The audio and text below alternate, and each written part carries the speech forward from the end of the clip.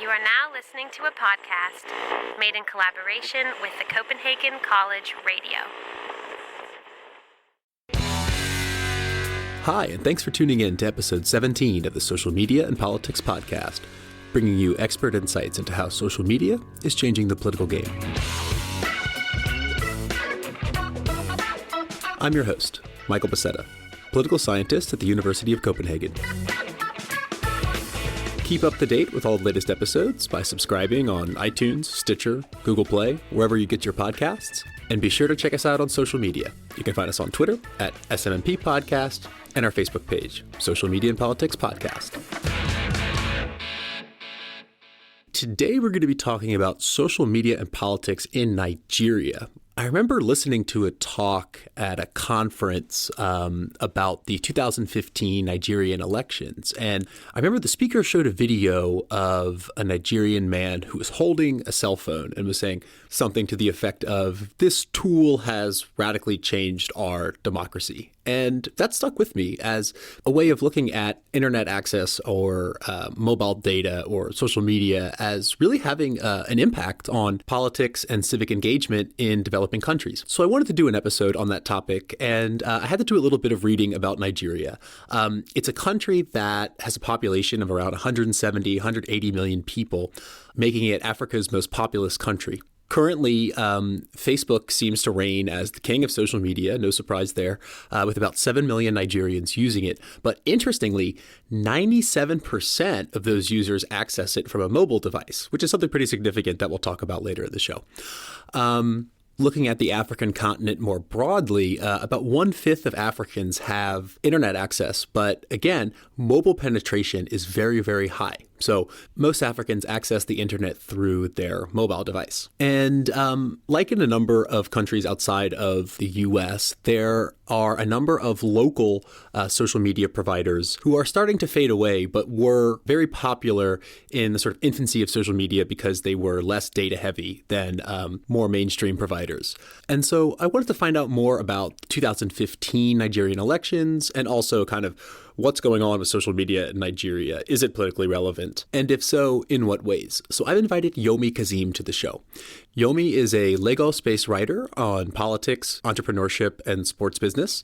And to find out more about Yomi and his work, you can follow him on Twitter and Instagram at the Yomi Kazeem. Yomi joins us from Lagos, Nigeria's capital city, via Skype. Yomi, thanks so much for taking the time out. Welcome to the Social Media and Politics Podcast. Thanks for having me, Michael. So let's first get a little bit of context and talk about the state of politics in Nigeria. The last election in 2015 was pretty special because Muhammadu Buhari became the first opposition candidate to win a presidential election in Nigeria's history. And almost every article I came across discussing the election mentioned social media's role being critical for that outcome. So can you talk a little bit about that election and the impact that social media had? Yeah, in hindsight, the 2015 elections were absolutely historic. It was the first time we had an opposition candidate win at the polls against an incumbent. It was also the first time we had a peaceful transition of power from one party to another, even though the country is 50 plus years old. So it was a pretty important election. But what made it extra special is the fact that for the first time in Nigeria's political history, we had a generation of young, vocal, very vibrant Nigerians who were participating in the elections for the first time. And for these young people, in the age of social media, it was inevitable that social media turned out to be the tool of choice for them to enhance their political participation, to push their ideas, push their agendas. And it was basically social media coming of age just at the time when a generation of Nigerians were coming of age as far as participating in the political process was concerned. Now, we didn't have too many young people running for office.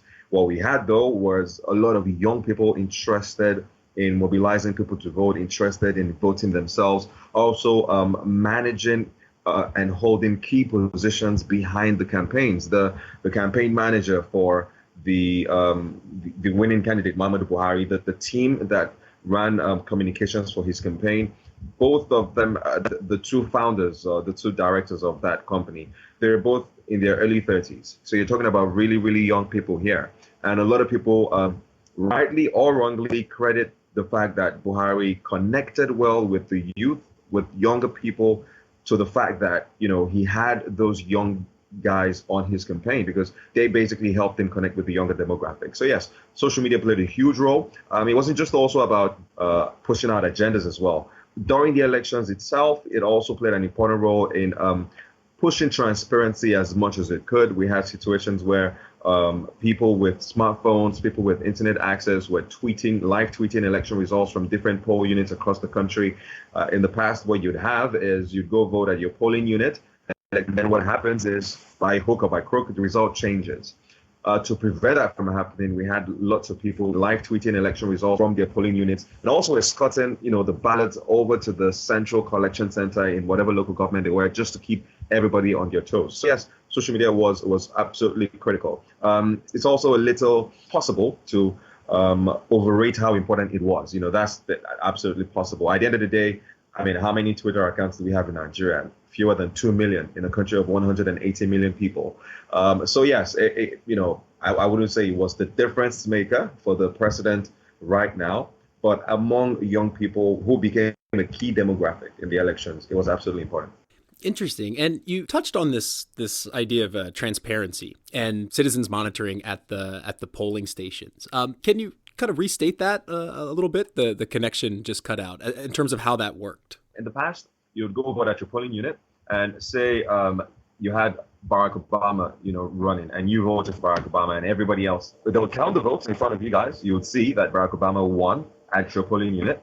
And then the results get moved over to a central collection center for the Electoral Commission. Mm-hmm. Now, what then happens is if you were monitoring your polling unit and then a friend of yours was monitoring his and different people, you'd come together and manually put the figures together and figure out who won in your local government. We had so many incidents where whatever calculations the citizens who did the voting had didn't tally with what eventually got put out by the Electoral Commission. You had cases where counting went on through the night into the morning, and then by morning the results, magically changed. That changed in the 2015 elections because you had people live tweeting results from their polling unit. You had people pretty much escorting the electoral agents and the electoral commissioners to the centers where they did the entire collation. And it's hard to manipulate these votes when people across the country already have a fair idea of what the votes are. So it became a lot more difficult to manipulate votes in the 2015 election. That's not to say it didn't still happen. It just became a lot more difficult because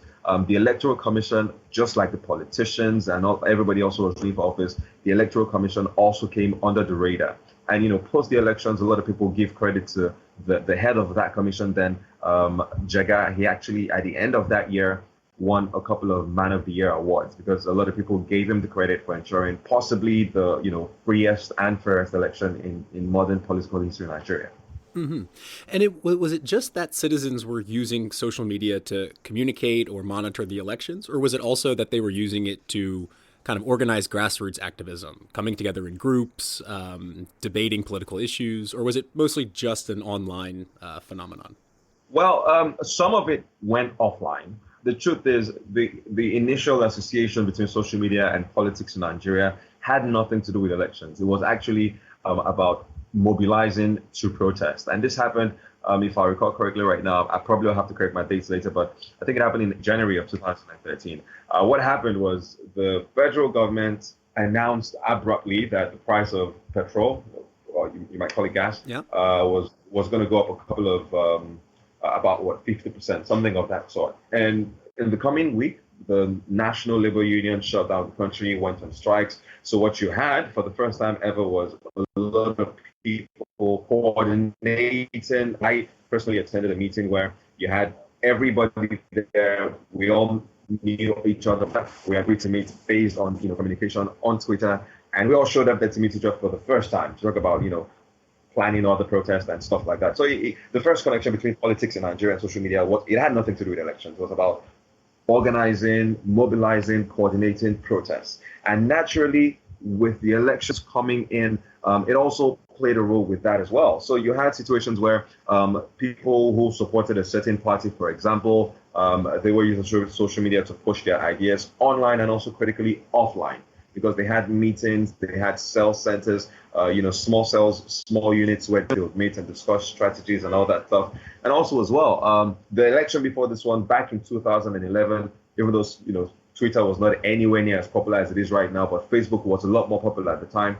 We had an activist group organize the first ever youth-led presidential debates in the country. And a lot of that was based off, happenings on social media. They took questions that were, sent in live from social media. So there's been a lot of organization and a lot of mobilization pretty much based off, Twitter and Facebook. Interesting. Yeah, because when I was reading a little bit about how Nigerians use social media, I kind of got mixed reports that on the one hand, Facebook's the biggest social media, but on the other, that there's a lot of like smaller local social media, in particular platforms that are called To Go and Eskimi. Yeah. What's the kind of backstory behind these social media? And according to some reports anyways, why have Facebook, Twitter, Instagram been having a sort of hard time establishing themselves alongside these local social networks? Well, to be honest with you, I don't think that's the case at all. Okay. The smaller ones, To Go from a few years ago, Eskimi as well from a few years ago, I don't think at any point in time they were much bigger than Facebook. Yes, they were very popular among a certain demographic, but for the most part, Facebook, Twitter, Instagram, WhatsApp, those are the four biggest ones. I mean, Facebook has got the most users across Africa in Nigeria. Twitter as well. In 2015, Nigeria recorded the second highest volume of tweets, only behind Egypt. Really? Yeah, absolutely. I did a story on that as well. I don't know what the Instagram figures for Nigeria are or what the WhatsApp figures are, but those four are absolutely big. Now, Instagram isn't great for political conversations, pretty much based on how it's configured, but with Twitter, with Facebook, and also particularly WhatsApp, you've got conversations going on. Now, like I said, To Go and SKME, given the size of what they are compared to Facebook, they're actually quite popular. But it's that popularity has faded recent years as, a lot of the population has converged on the big four: Facebook, Twitter, Instagram, and WhatsApp. Mm-hmm. Interesting, because from what I was reading, the reason that To Go and Eskimi were popular, according to these reports, is that they were data light. Can you talk a little bit about the availability of internet and mobile access in Nigeria and how that relates to social media use? Because these kind of light messaging platforms like To Go and Eskimi were apparently being used because they essentially cost less than using Facebook and Twitter. So is that wrong? That's absolutely right, and that's why I say that they were very popular among the certain demographic. Now we're talking about 2-3 years ago.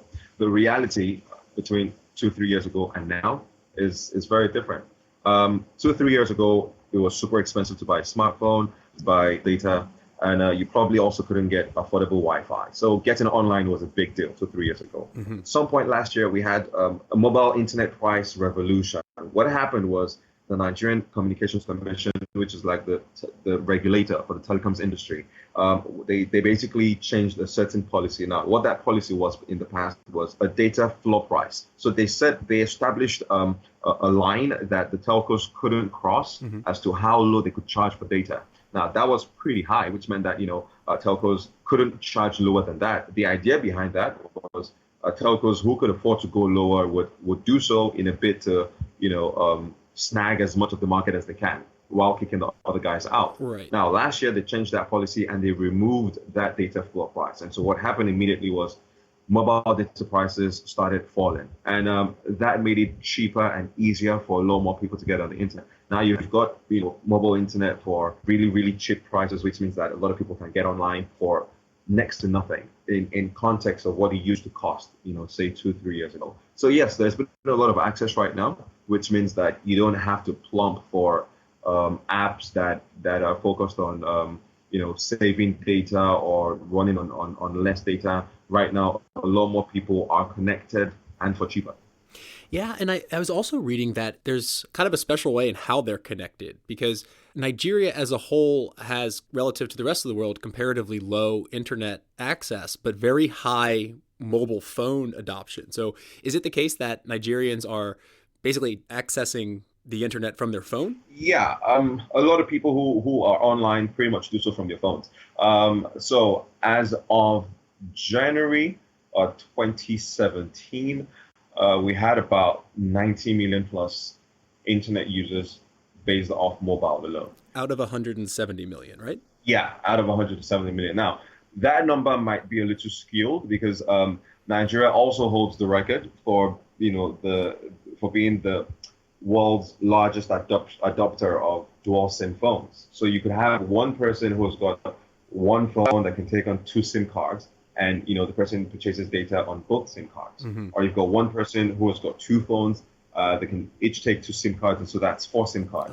So that statistic, that number, you've got to take it with a pinch of salt, basically. But still, that's a big number. But yes, the predominant way that a lot of Nigerians access the internet is through mobile. Interesting. And I wanted to follow up on what you were saying about the Nigerian Communication Commission dropping its floor price in data, because you wrote an article in Quartz on that. And it's sort of interesting because while the official data shows that the data price is cheaper, you would think mobile internet use would then go up. But what you were writing about is that mobile internet use actually goes down. And one of the reasons for this is a government crackdown on unregistered SIM cards. Can you talk a little bit about these unregistered SIM cards and why they're important or relevant in the Nigerian context? Okay, to talk about what's going on right now with falling internet user numbers, we have to go back to 3 years ago. Actually, a lot more than that, say about 5-6 years ago. In the past, you could buy a SIM card off the street, and basically put in your phone and it would work. Right. But that was just when we had the big mobile explosion, right? About a few years later, it then became compulsory to register your SIM card. That way, the National Communications Commission and your network could tie data to your SIM card, so they would know, Michael Bosetta owns that SIM card or owns whatever number. Now, it's hard to do that after the fact. So what happened was they had to do a lot of campaigns, set up a lot of stalls, set up a lot of shops for people to come register SIM cards that they already owned. The threat was if you didn't register your SIM card, then that line would be barred and you wouldn't be able to use it. Yeah, and you'd lose your number. Yeah, but then also what happened with people always looking for ways to cut corners, what happened was you then had people buying SIM cards and registering them with fictitious names and then selling those off as already registered SIM cards. But that's just one small part. The big question with unregistered SIM cards and why they're a big deal right now has got to do with the insecurity problem Nigeria has faced for much of the past decade in the northeast with Boko Haram, and also in the south with Niger Delta militancy, and in some pockets around the country with kidnapping. Pretty much every insecurity-related issue has been tied into unregistered SIM cards. The government claims that terrorists operate undetected with unregistered SIM cards. Now, the government told the telecom networks that operate in Nigeria to shut down all unregistered SIM cards. But apparently that did not happen. So it turns out the telecoms companies pretty much, I guess, called the government's bluff about facing a possible fine or, facing some sort of reprisal for not shutting down the unregistered SIM cards. And so what happened was that in October of 2015, MTN, which is the biggest operator in Nigeria, they got hit with a record fine, which initially was $5.1 billion. The accusation by the government was that they did not deregister or deactivate as many as millions of SIM cards. So that was their punishment. Eventually, they managed to beat down the fine. They eventually settled the case for around $1.7 billion, but they still ended up paying a lot of money. And that, badly affected them as far as finances was concerned last year. But what you then have is that between when the fine was being discussed, between the first point of the fine, which was, like I said, October of 2015, between then and now, you've got that telco alone losing as many as 10 million internet users. So the crackdown on unregistered SIM cards is clearly impacting the base that we have as far as internet users is concerned. So a lot of cards are getting deactivated, and those are numbers that are being dropped off the big base. Now, that's on one hand. The other thing I told you about with dual SIM phones, that also comes back into play because you've got phones where you can put in two SIMs. And yeah, even though the price of internet is dropping, and at some point last year with the economy much better, you could afford to buy data across both SIM cards. But right now, Nigeria is stuck in its first recession in 2 decades. Things are not as great as they once were. Inflation is super high. unemployment is super high, and for lots of people, it's very possible that purchasing power has been affected, and that means that we can no longer buy data across both SIMs or across three SIMs. They now just stick to the one SIM that they need the most, or can have the cheapest plan on. Right. So those two are the big factors that have resulted in what we have seen with the drop in internet users in Nigeria. Interesting. So would you say that were Nigerians kind of wary of registering their SIM cards? Did they view it as kind of a data privacy issue, or was it more just they didn't go and do it, for whatever reason? Oh, to be honest, I think it was more of the later. And it also wasn't just Nigerians not going to do it. The telcos as well, were actually complicit, because it was just easier for the telcos to continue to keep these lines active and continue to make money. The tougher choice was to shut down the lines and essentially lose money. So yeah, I don't think it was a case of Nigerians just choosing not to do it. Data privacy is not. I mean, it's a concern for a group of Nigerians, but it's not a pressing concern for the mass population. It's not a big theme among the mass population. I wouldn't say that topic is as sophisticated as it is in parts of America or in most of the West, for example. So yeah, data privacy isn't that much of a big theme with Nigeria. So yeah, it's got to do with telcos who are complicit, and Nigerians, I suppose, just choosing not to do it for whatever reason. Right. So I was reading up on Nigeria's media market. So we've been talking about the telecoms industry and digital, but I think it's important to kind of for our listeners to get an idea of the broadcast media. And so from what I understand, most of the mass broadcast media is state controlled, whereas the print newspapers are privately owned, and that's kind of where any government criticism would take place. So where does social media fit into that? Are citizens taking advantage of this as a place to criticize the government, or are they kind of replicating the news put out by the mass media that's connected to the government?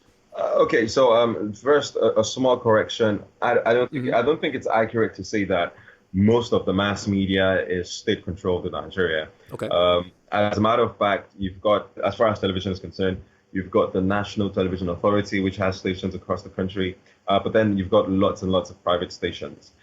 With radio as well, you've got lots and lots of private radio stations. So most of the mass media is actually not controlled by the government. Mm-hmm. But what we saw in the past, which could still be the case, I guess we'll find out when the next elections come around. What we saw in the past was a lot of the private stations can easily be adopted by government personnel who choose to do so, or who have the clout or the wherewithal to do so, and then they can push out, that agenda. So that's the big difference. It's not state owned or state controlled, but in many ways, private stations were clearly partisan.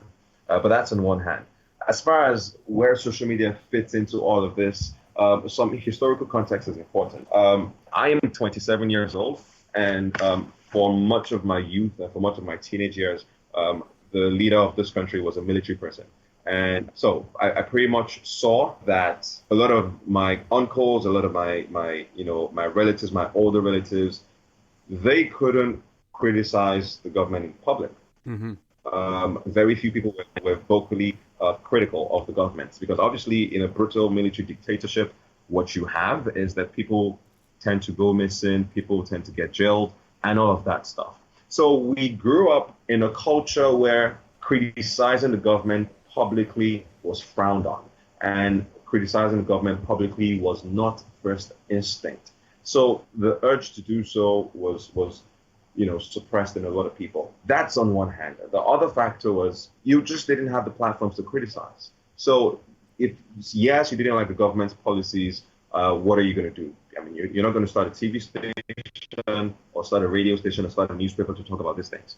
But what social media has done is that it has democratized access to, I wouldn't call it, media, but it has pretty much democratized access to a voice. It has allowed individuals grow strong, large following and also grow strong voices. Mm-hmm. And even without strong, large followings, with medium-sized followings or small followings, pretty much everybody has got a voice right now. So you can go on Twitter and, say to the world you don't like whatever policy the president is putting out. And that's something that is very new for, a lot of Nigerians. And also it's very new, not just for the electorate, but also for the politicians, because now they have a love-hate relationship with social media.